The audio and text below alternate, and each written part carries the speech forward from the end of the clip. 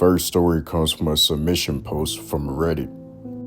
When I was 4 or 5 years old, we lived in a trailer in Baltimore, Maryland. I distinctively remember being haunted by what looked like a goat who stood upright. I never saw it in full light, but I still remember seeing its shadow as I lay in my bed and it walked down the hall towards me, especially its horned head. I would call out to my parents and say, "I saw a goat, a scary goat." Even though I never had a speech impediment, my parents thought I was saying I saw a ghost, not a goat. I would emphatically correct them. Their answer was prayer. My gram took me to a petting zoo around that same time and said, "Be careful with the goats. They'll eat anything." As if that didn't panic me enough. Soon, a small goat began munching on my t-shirt. I had an overblown reaction, crying and screaming and trying to climb the fence. She really didn't understand my hysteria, but if she knew I was being visited by a Goatman, maybe she would have taken my outburst more seriously. Only recently, at 36 years old, did I read about the Goatman of Maryland. It sent chills up my spine when I recalled those events and saw the drawings of this cryptid. I'm certain that is what I saw, and it's even weirder that it was in Maryland, where this thing is thought to live. Too coincidental for me. I'll never make fun of anyone who believes in cryptids ever again. Second story comes from another submission post from Reddit. Been a long time lurker on this sub and many other paranormal supernatural subreddits, and I created this account specifically to post this safely. I've read a lot of stories that relate to mine, but not completely. By that I mean I was terrorized for a whole night rather than it being a brief experience. Before I start, English isn't my forte, and I am not a master storyteller, but I'll try. This happened a long time ago. It was one of the first encounters I've had. I was 9 years old, staying with my grandma on a reservation. I'm Native American, Cree, and I was only supposed to be there for a day, but then it started to storm, badly, lasting nearly 4 days. To this day, one of the worst storms we've had. The power was out for maybe 3 days, so no lights, no stove, nothing. The layout of my grandma's house is pretty important. I don't think you would even call it a house. It was like a trailer house, the kind you see in Trailer Park Boys. It must have been the third night because the day after we ate boiled eggs, my cousin, my aunt, and I were all sleeping in the living room.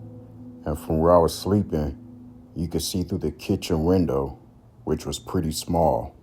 I was woken up by the sound of something talking in a strange voice. At the time, I couldn't think of what it reminded me of, but now after thinking about it for years, it sounded like a goat trying to speak English. I still don't know what it was trying to say, but I heard, "Hey, boys, hey." I just got chills typing that. At first, I thought it was just my cousin being annoying, but then I noticed there was a big figure standing outside of the kitchen window that had its fist against the glass. And then I noticed it was banging on the window, not hard enough to make a ton of noise though. I saw the outline of horns, similar to bighorn goats, fur covering its entire body, from what I could see, and then effing lightning flash, and I seen its face. Very hard to describe, but it looked like what you imagine Goatman to look like. Maybe a bit more on the goat side. Red eyes, but not glowing. It looked old and rough.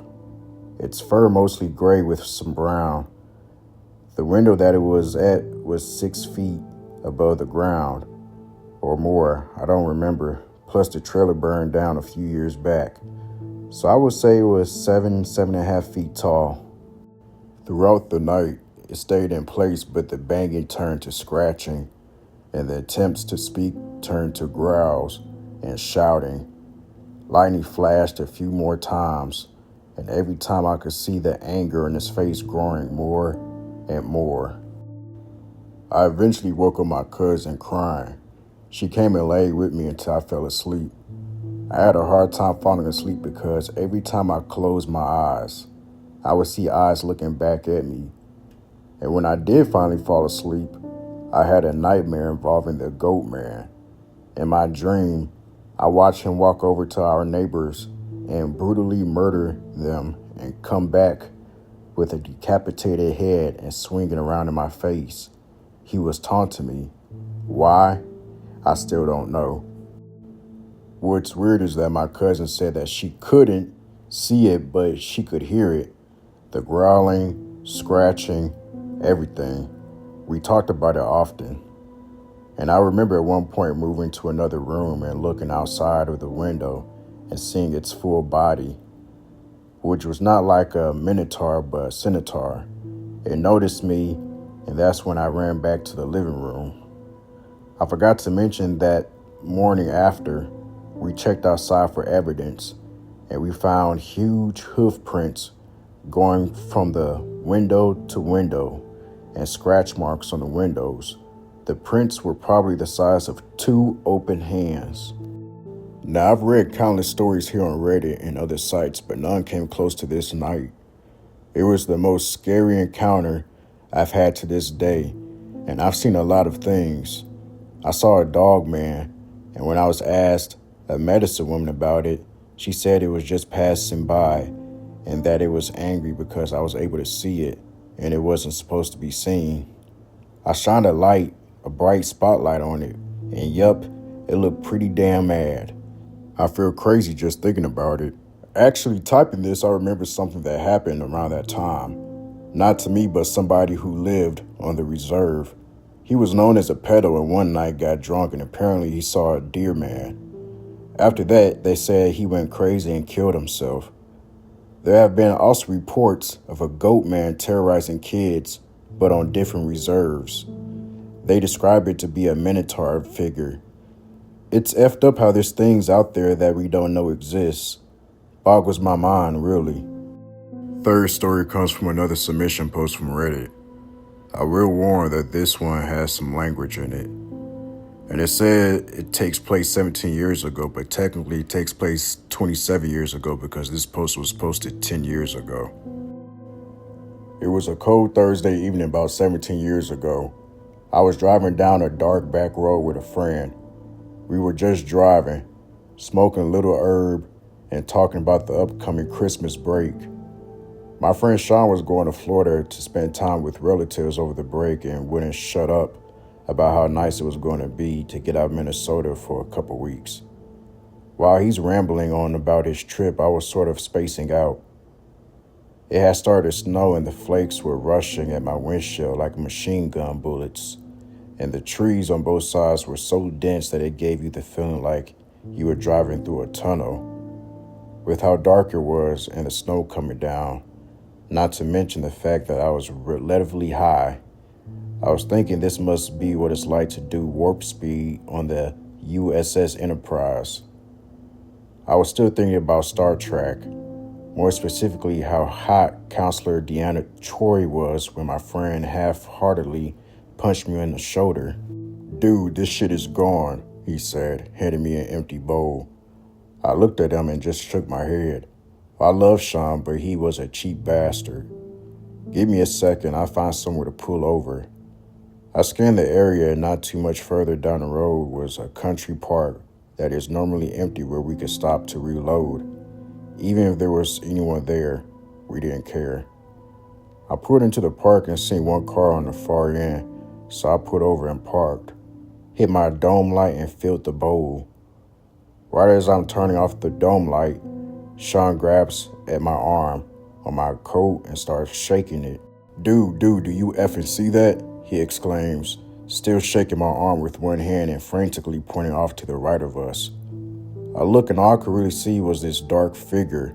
In fact, couldn't tell if the damn thing was alive or if it was moving, but I saw something. I kept squinting to see if I could maybe get a better look at whatever it was and replied, "I don't see anything but a blur. Should I drive towards it?" Sean paused for a second. "I don't know. Maybe it's just a moose." Now, I've seen enough of moose, and those efforts are mean. Mean to the point that they won't have a problem stomping your car if they feel the desire to do so. I decided against it. The park kind of made a loop anyway, so that when we left, we get a little closer, but still keep our distance, as not to piss off the beast. As we started to get closer, I got a clearer look, and whatever it was, we saw it definitely had horns of some sort, but not like antlers. I kept creeping, and we were at the closest we get to it when whatever the F this thing was stood up. That or it grew another 3 to 4 feet. We were passing by it when Sean screamed, "Holy F, what in the F is that?" My heart started to race, and I looked into the rear view, but I didn't see anything. I stopped. "What in the F are you doing?" Sean yelled again. "Get us the F out of here, man." My heart was racing, but I was curious as F. I threw the car into park, got out, and started walking the direction of where that creature had been. I stopped about 10 feet away from my car, and I heard grunting and scratching coming from behind me. I turned and saw 2 bright red eyes 20 yards ahead of us that hovered about 7 to 8 feet off the ground. I ran, jumped into my car, put it into drive, and gunned it. Right for those 2 red dots emitting just feet before me. With the F, man. Slow down," Sean pleaded as he hit me on the shoulder with both hands. I didn't slow down. I got to where the red eyes should have been, and as if they had been consumed by the shadow they were hiding in. They were gone, and wet mud sprayed across the windshield as I bottomed out my car into a ditch. Thankfully, it had just started snowing, and there wasn't any on the ground, yet minus the light dusting, or we would have been stuck 10 miles outside of town, and back then, no one had cell phones. I stopped and just stared at the edge of the tree line, less than 10 feet away. "Dude, are you all right?" Sean questioned. I didn't know, and I didn't know what I had just seen, nor did I know why I got the overwhelming compulsion to run it the F over. "Yeah, I'm fine. The gas pedal stuck. Effing weird. Are you good?" I asked, trying to play it off like it was nothing. "Yeah, man, I'm good.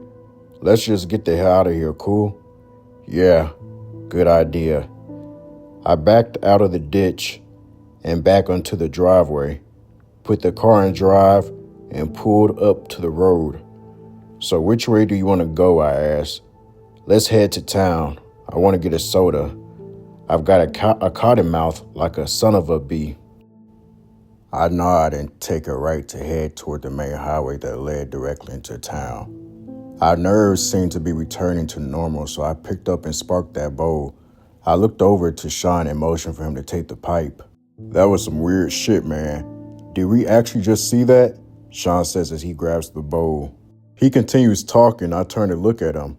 Above his head are the 2 bright red eyes, and they are getting closer and closer, quicker. So quick that I now see a dark black figure coming at the side of my vehicle like a freight train. I slam on the brakes, holding my gaze on those red eyes. Sean turned and looked only to catch a glimpse of what I will have eternally seared into the deepest region of my hippocampus. It was a man, or well, not a man. Its body was formed like a man, but was covered completely in dark brown or black hair. The head was equally as dark, so it was hard to make out features other than those glowing red eyes and the horns. The horns were single and curved like a goat. I thought it was going to hit us, and I actually shut my eyes for what seemed like an eternity when I heard a loud bang on the ceiling of my car, forcing me to open them. We were at a complete stop in the middle of the road. The car had slid due to the small amount of snowfall that had fallen. I looked around frantically for anything around us. Nothing. "Tell me you effing saw that," I yelled in desperation. "Please, oh please tell me it's just the weed," I thought as I waited for Sean's response. "What? What was that?" He started freaking out. "Did a bull just jump over the effing car?" Man, I'm high, but not that high." "A bull?" I thought at least I wasn't completely hallucinating. "I don't have a clue what that was, but it hit my car," I said as I pushed on the accelerator. I wasn't getting out of the car right there. No chance. I was maybe 3 to 4 miles from town and less than a mile from the main highway, so I decided I'd just wait until we got to the gas station to look at my car. It took less than 10 minutes before we got to the gas station. After we arrived, I got out of the car and checked on my roof, while Sean went inside and got a soda. There were 2 separate indentions, each on an angle of one another, kind of like if they were footsteps. It looked a lot like someone took a hammer and hit the top of my vehicle. I thought about the damage and then about what had just happened and just decided to forget about it. I never again had an experience like that and have since moved out of Minnesota. I have heard plenty of other stories about a creature that apparently likes to F with motorists out on some of these less traveled roads, but no one has been able to really identify what it is, and the stories often vary. One thing that seems to be common among them, though, are the red eyes. I was just reminded by the other Goatman story posted and felt the obligation to share. And that's going to be a wrap for the Goatman encounters. Now, I know in the cryptid community, there's been a big debate of if these cryptids are full flesh and blood or full spiritual. I believe they can be both. Now, according to the Bible, something could be both spiritual and physical, like the angels. The angels are spiritual, but they have bodies too. Apostle Paul wrote how they have flesh and bodies, but the glory is different than ours. Okay, so in 1 Corinthians chapter 15, verse 39 through 40, it says, "All flesh is not the same flesh, but there is one kind of flesh of men, another flesh of beasts, another of fishes, and another of birds. There are also celestial bodies and bodies terrestrial, but the glory of the celestial one and the glory of the terrestrial is another." Okay, so fallen angels and demons have found many different ways to manifest in our physical world, especially from someone practicing deep witchcraft that opens up portals for these interdimensional entities to cross over. They all can be rebuked in the name of Jesus, including Bigfoot, Dogman, Goatman, or satyrs, Mothman, reptilians, or any other form of satanic hybrids. In the book of Luke chapter 10, verse 19, it says, "Behold, I have given you authority to tread on serpents and scorpions and over all the power of the enemy, and nothing shall hurt you." So these things, they're not always seen in our everyday lives, but I believe they are sighted by at least one person. I'm sure more than one person, but they are sighted every day. And always remember this, there are more unreports than there are reported. So these things, they out there. Stay vigilant and stay sober, because they sometimes do take people and do nefarious things to people, including killing. I plan on making a documentary on this cryptid very soon. I started filming last year that I'm planning on continuing to finish sometime this year. So that's something I want you guys to look forward to later. But the Goatman has always been a fascinating cryptid to me. Dogman and other things have been as well, but for some reason the Goatman has always, I don't know, it just is that one in particular has always intrigued me. There's not as many Goatman and Goatman sightings like there has been Dogman and Bigfoot sightings, but they do occur. And there's been a lot of encounters where people have described the type of smell Goatman in particular smells like blood or copper. And I wonder if that has to do with anything of Satanists and occultists doing blood sacrifices upon altars to the Baphomet around the world. Could that have a connection to why they smell like blood? I don't know. It's a good theory. But I also want to touch on before I forget. In the second story of that person who's having those Goatman encounters and was describing the nightmares of this Goatman going into their dream to brutally murder their neighbor and decapitating their head. In Germanic folklore, it's this demon named Mare that goes into victims' dreams or causes sleep paralysis to cause night terrors. That's where the name Nightmare originally came from. And it's been in numerous reports, especially with Dogman and Goatman, where after these encounters, people will have not only PTSD, but will have these repeated nightmares going on for weeks, months, and even sometimes years of these things come into their dream, and the dreams seem to be more worse than the actual encounter. And that's what these demons and fallen angels like to do. They like to come in dreams and to cause torment. They feed off that fear. And just like what the scripture says in Ephesians chapter 6, verse 12, for we wrestle not against flesh and blood, but against spiritual wickedness, against principalities, against rulers in high places. So, these things, they might not manifest in our everyday lives, but they are manifesting around the world. There's a spiritual warfare around the world, some bigger than others. So, the devil, one thing about him, he's an opportunist. If he sees an open way to come into your life at any given moment, he'll take that advantage to do so and to cause sorrow and pain in any way possible. So I want to encourage you listeners to put on your full armor of God and to stay prayed up, stay in the Word, fast and pray. We're in the last days. And these things, I believe they're not going to be hiding for much longer. These sightings are going to continue to skyrocket here soon, because it's prophesied in the scriptures that demonic activity is going to increase. So I just want to encourage everybody that, the Lord Jesus Christ, he loves you. There is power in that name. The book of Mark chapter 16, verse 17 says, in my name they will cast out devils. In the book of Luke chapter 10, verse 19, it says, behold, I've given you authority to tread on serpents and scorpions, and over all the power of the enemy, nothing shall hurt you. So with that being said, I love y'all. Stay blessed, and I'll see you in the next video.